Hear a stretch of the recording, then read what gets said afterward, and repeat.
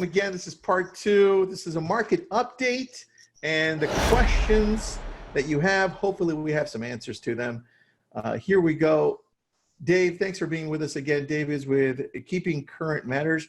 You're the head of market content, if I remember, or marketing content? Right, head of content and marketing. So perfect. Thank you so much for having me back for a second version of this. And we're going to talk about a lot of things. The KCM crew has been up to the last 7 days since we were together, researching and updating things and building out what's happening in the market. And this is moving really fast. So I'm excited to be here today to talk about it. All right, man. Well, let's get to it. The last time you came here, you gave us some amazing slides with interest rates and facts of the past, so that people don't freak out as much. And some of those slides were used a lot. So thank you for that. Yeah, absolutely. Absolutely. And I'm going to send you I'll send you these slides. We'll get them out, whatever we can do to support everybody on the call to help get the message out there so that as leaders in our business, we can spread calm, not fear. So I'm excited about it.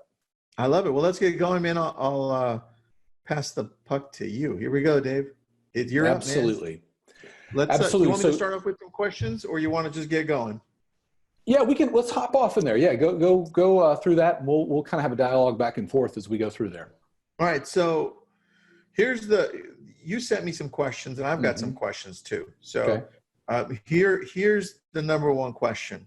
And I wrote it out. How has the housing market been impacted by previous stock market crashes? That's the one thing that people keep on going back to. Sure. Saying, well, look, the stock market crashed before, and they're coming up with some facts and then some things that aren't real, right? So can you straighten that out for us? How has that impacted in the past? Yeah. So that's the first question. Let's start off here with how, what we're going through right now. Can we look back on past markets and stock market corrections and really the different events that we've seen, and what can we draw from that? So that's what I'll do. I'm going to go ahead and I'm going to share here real quick. So if you'll tell me that that you can see this as I'm sharing, then we'll be ready to roll. So, all right, I'm going to share that. Can you see that slide that says Keeping Current Matters? Tristan, you can see that? Is that I can see it all clear, man. Beautiful. Perfect. All right. And let me say one thing as I hop in too, because we've gotten different a request for it. The website that if you want to get a lot of information that stays up to date is keepingcurrentmatters.com/coronavirus. Slides, what you need is there, blog posts, things like that to be able to share. So I do want folks to be able to have that. So let's talk about this. So what our team did is we went back and we looked at the crash of 2008 and said, okay, what happened during that time? And then also what happened with housing. So we have that as a memory in our business and in our industry. But let's take a look real quick at what happened during that time so that we can kind of have that conversation. So what we know about that time is that the stock market saw a correction. You see it up there on the screen of about 51%. During that same time, home price depreciation was happening as well to the degree of just under 20% over time. Most recent stock market correction, the housing and mortgage crash. So interesting to look at that. But I want to bring in a quote from David Rosenberg, who's an economist. And really what David brings into this is the difference between that 2008 and 9/11. And it says what 9/11 has in common with what's happening today is that this shock has also generated fear, angst, and anxiety among the general public. People avoided crowds when as they believed another terrorist attack was coming, and are acting the same way today to avoid getting sick.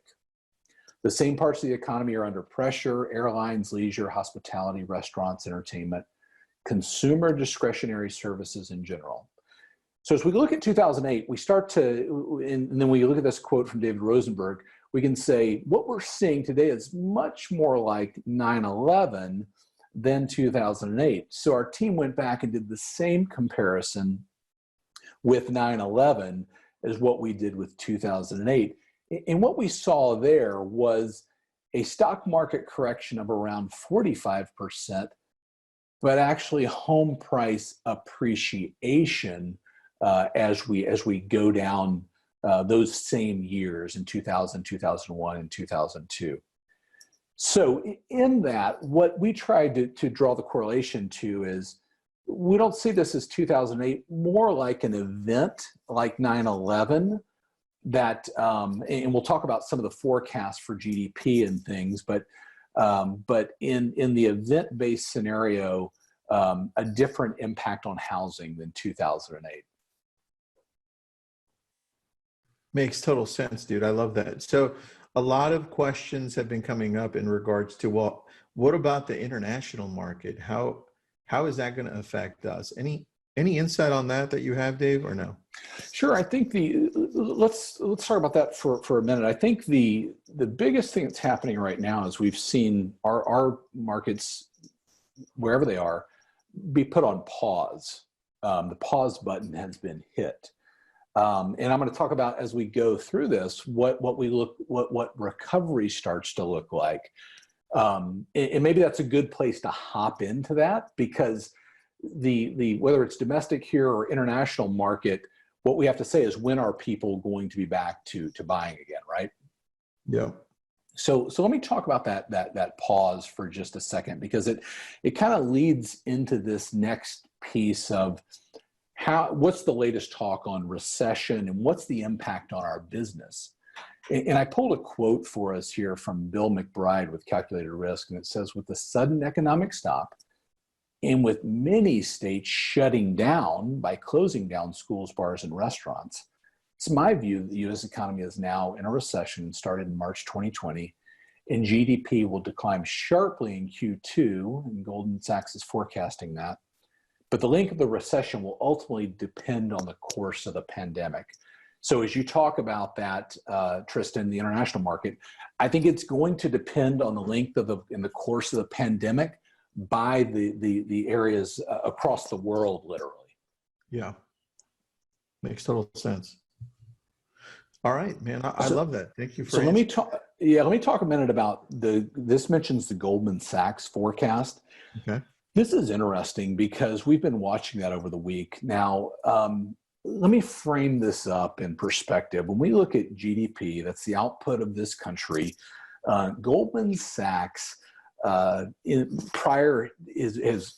forecasted this on a quarterly basis. Coming into this year, they started forecasting it on a monthly basis. And right now they're forecasting this on a weekly basis. Okay. So this was just updated today of Goldman Sachs projections. So in Q1 of this year, they're projecting a 6% decrease. In Q2, a 24% decrease. And then you see this climb up into Q3 and then Q4 going into 2021. Got it. So they're not even estimating us being able to get out of the loss that we're going to take this year, but still on a sharp upward curve. I mean, a line at least. So that's good. Absolutely. So I think the thing we want to remember there is, in 2008, we saw recovery look much more like a U, where experts that are forecasting this see much more of a V-shaped recovery for what we're looking at right now. Let me bring in a quote from John Burns. It says, historical analysis showed us that pandemics are usually V-shaped, sharp recessions that recover quickly enough to provide little damage to home prices. And some very cutting-edge search engine analysis by our information management team showed the current slowdown is playing out similarly thus far. So I think the question right now is, we go back and we see what Goldman Sachs is forecasting. We see this decline. We know that this week unemployment will come out, and we'll likely see the largest unemployment we've seen before in this country, and that will be a headline. Certainly it's what's being talked about right now. But we also pulled a Price Waterhouse Cooper study that surveyed business owners and asked them, what impact right now is it having on you? And this was interesting. It said, if COVID-19 were to end today, how long would you estimate it would take your company to get back to business as usual? 66% said 1 month, and the additional 24% said within 3 months. So as we see this pause right now, and then we see this decline, we very much see coming up out of that as business owners see their businesses coming back within, with 2/3 within a month. Got it. Well, look, when it comes to real estate too, it's going to take a little bit longer for us. We're more like from 1 to 3 months because it takes us time to go show property, get our sellers back into the group, put it into contract, under contract, or escrow, whatever you call it, and then closing, right? So definitely we're looking at 1 to 3 months on our end as well. So I love that, dude. It's a great slide. Thank you. Yeah, you got it. And then I think the thing that, and I'm going to continue to bring this up, I think we talked about it last week when we were together, is getting the message out there that recession does not equal housing crisis. And going back and taking that look of the last 5 recessions and knowing that 3 out of the 5 times we did see an increase in appreciation of homes. In 91, we saw a small depreciation, but what we all remember is 2008.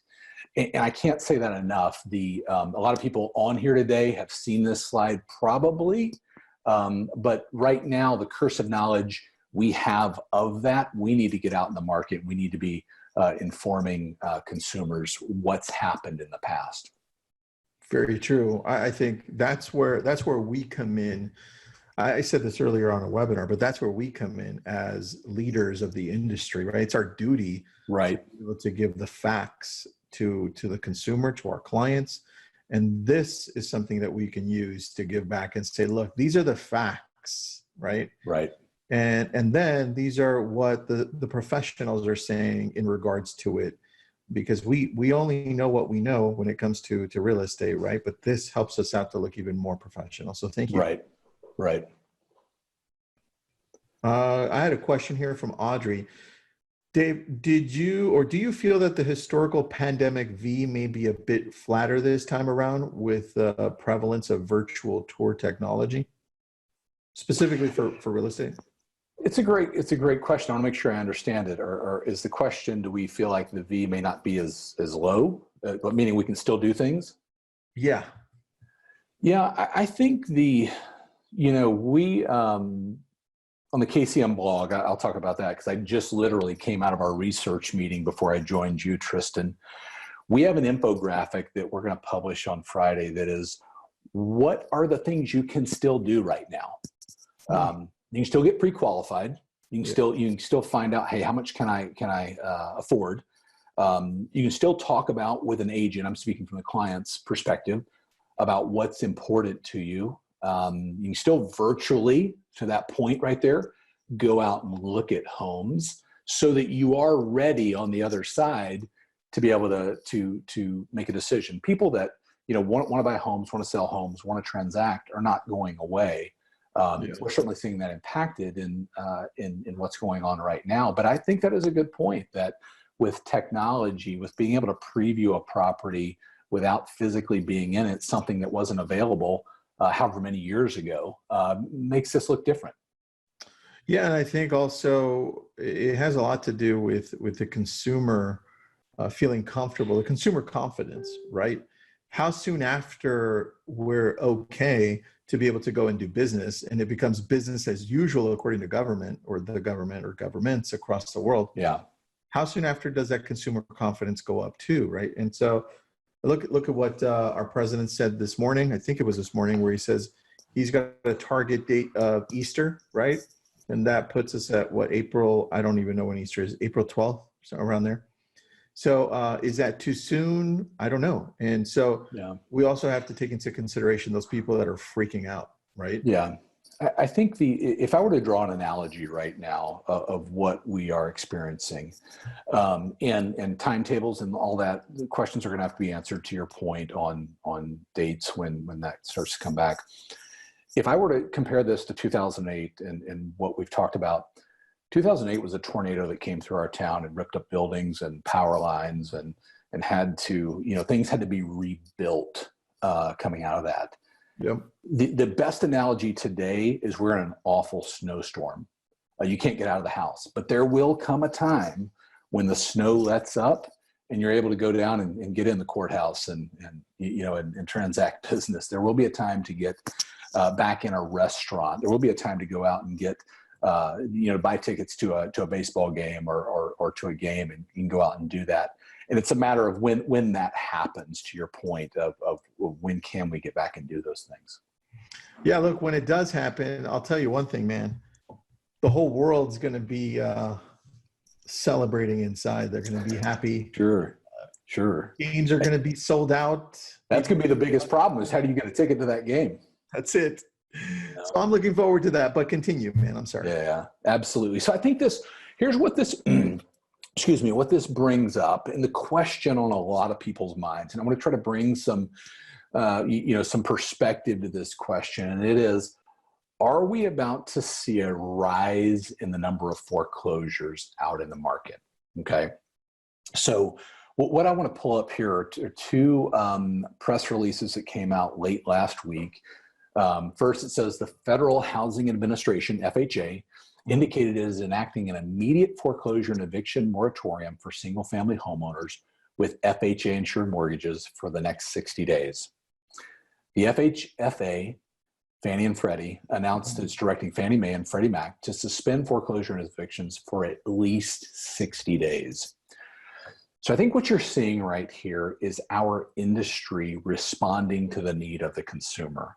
We've all seen banks that are proposing different things right now, and I think you're going to see more of this, of an ability to respond to someone with a need for paying their mortgage, whether it's putting on pause, doing an interest only, some type of workout. And I believe personally, a lot of that's out of 2008 and banks reacting quickly to not have what happened then happen now. And so do we expect, based on this, to see a wave of foreclosures? We don't. Are people going to be impacted? They are. But I think you're seeing FHFA, FHA, all these organizations come together saying, okay, how do we respond to this right now? In addition to that, I think I went through this slide last week, but we can look at the market fundamentally and say, where are we today and where were we prior to 2008 when we did see a flood of inventory coming into the market? Yeah. One, right now we know we don't have the inventory in the market like we had then, and I went over that last week, and those slides are at keepingcurrentmatters.com. But another was an amazing slide, by the way. I'll put the link over to those slides on the chat box and on the Facebook pages we're on right now. Yeah. And we look at the consumer right now in this slide here of total equity cashed out now versus then. This number is shocking, that leading up to 2008, $824 billion was cashed out as refis. In the last 3 years, that number's been about $232 billion in cash out refis, a fraction of what it was then. Yeah, not even close. Absolutely, meaning that people aren't using their homes as ATM machines and kind of going, hey, let's let it ride. Let's go out and take trips. Let's buy depreciating assets. Let's buy jet skis, things like that, and let's be wiser about the equity. We know as well that payment as a percentage of income is at a historical low right now.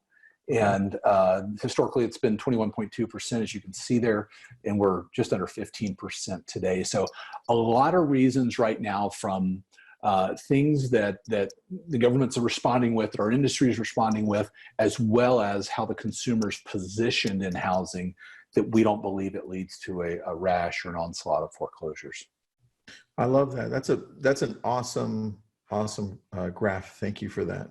Absolutely, absolutely. And you mentioned the slides. I'm going to send all these to you, but I do want to say anybody that's looking for those, go to keepingcurrentmatters.com/coronavirus, and all of that's there. All of the information to be able to respond to that information. I just put the link up there, the previous link for the coronavirus one on the chat box for the webinar. Perfect. On our Facebook pages right now. So Dave, I have a question for you, man. Sure. So with the latest information that you showed on recession and how you think it's going to impact housing from the research that you've done, how do you think it's going to affect the economy overall? I know we're only talking here specifically about the housing market and how it's affected it, but in regards to the economy, in any of the research that you've done or data that you've pulled, how does it show the economy rebounding? Is it that sharp curve going up as total as well with the housing market? Because the housing market really hasn't been impacted yet because it's too early to tell, right? Sure. So the information that we have is looking back at previous pandemics, which is suggesting this V recovery. Now, what we have to look at right now is what is the Fed saying? Okay, that's the best way we can start to judge what is going to happen. Two things. Fed is saying now you're going to see more people unemployed this week than we've ever seen before, and that's going to be the headline. Okay, what they also said in that will not be the headline is that once this is over, those people will be reemployed. I'm not suggesting that businesses won't be impacted, but the things that we see definitely suggest that we're going to go through a period where we have employment, but like what you and I talked, we have unemployment, but when we get to a point when those restaurants, when those things can open back up, that those people will be reemployed. And so I think that's what we have to look at right now. And the KCM crew is watching this. The other thing we're researching right now is there a correlation? And as soon as I have this, Tristan, I'll shoot it over to you and we can hop back on here and do it again. We're going back in time and looking at periods of unemployment, higher unemployment in this country, and saying, was there a correlation to home sales during that time? And what did we see happening? So we are on that right now, and as soon as I have that, I'll bring it here. We can talk about it. Perfect. Let's do this. Let's do this once a week, right? I think a market update for everybody. We've got hundreds of people watching, so it's really nice. The last one we had 40,000 people view it. So people are loving this, man, because it's pertinent information. And so listen, we're grateful for you guys getting the word out there. Thank you. Yeah, definitely, man. Thank you. Thank you for doing this. Question here. I've got a few questions for you. Do you have any data on rental rates over the recession? Any data there? I don't. We stay in single family and homes, not in rentals. I mean, we know that over time rent's been going up. And some of that's on keepingcurrentmatters.com. You can pull some of that, but not rental rates. All right, good. Francesca's got two questions. One, what changes do you see with real estate industry, or do you think will take place? Like, for example, only allow clients into a house after signing a disclaimer. I'll take that one. So, Francesca, the real estate world, as everything else, is changing so fast, so rapidly, that one day we can do certain things and one day we can't. So I think what you'll see over the next few weeks is really some new addendums, some new disclosures, new ways of approaching this, because the last thing our industry needs is a whole set of lawsuits happening because we let somebody in and then that caused a whole bunch of deaths. So what we'll see is, different disclaimers, different approaches.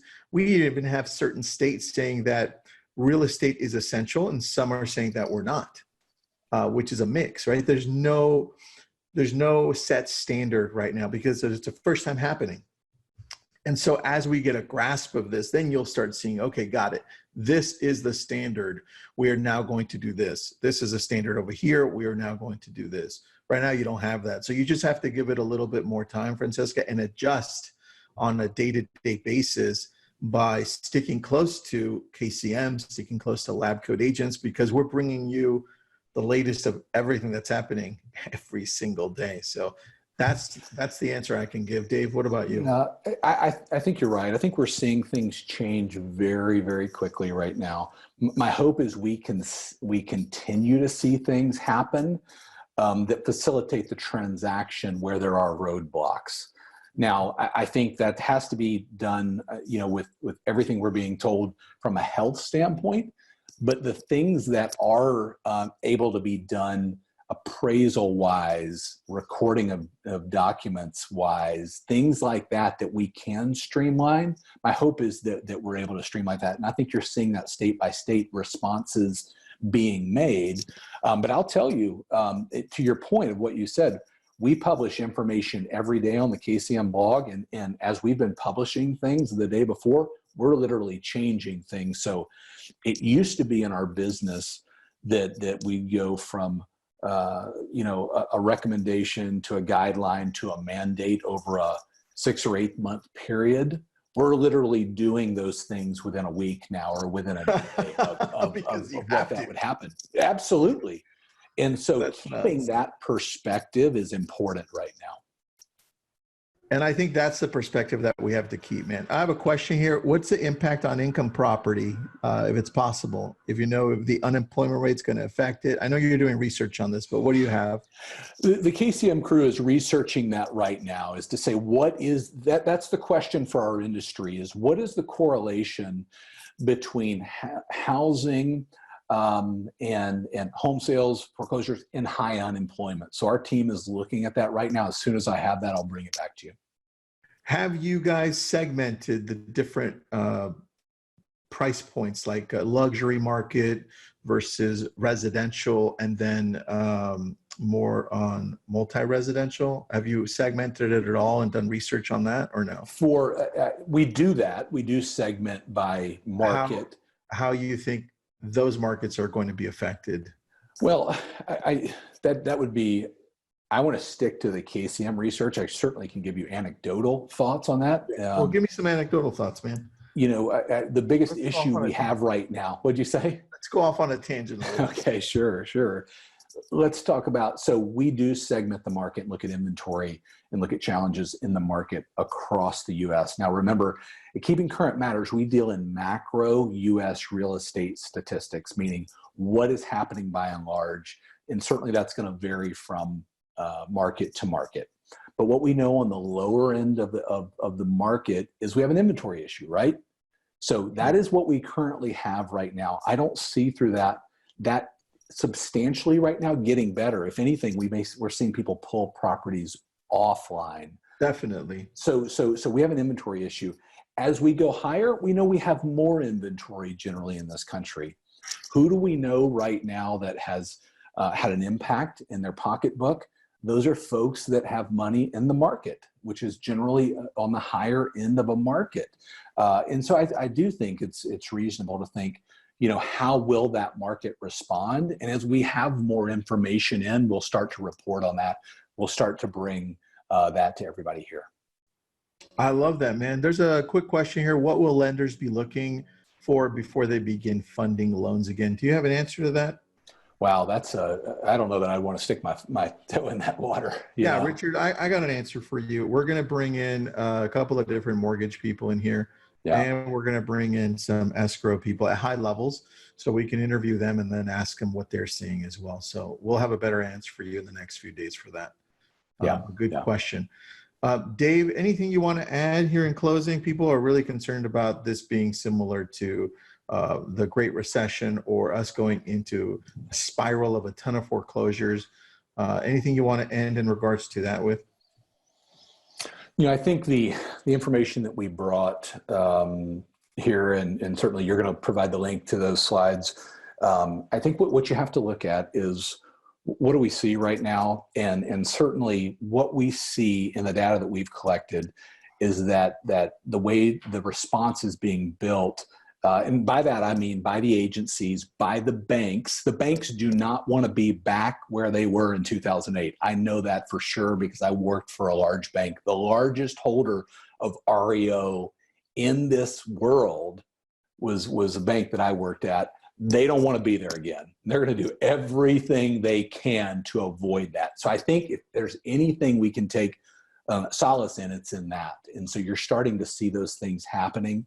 And I think right now, our job as leaders is to get out in the market. We've been told, for the last 2 years or however long it's been, we've got to record video. We've got to be out there. We've got to be doing things. Now is that time to bring the information to our market, to be the trusted advisor.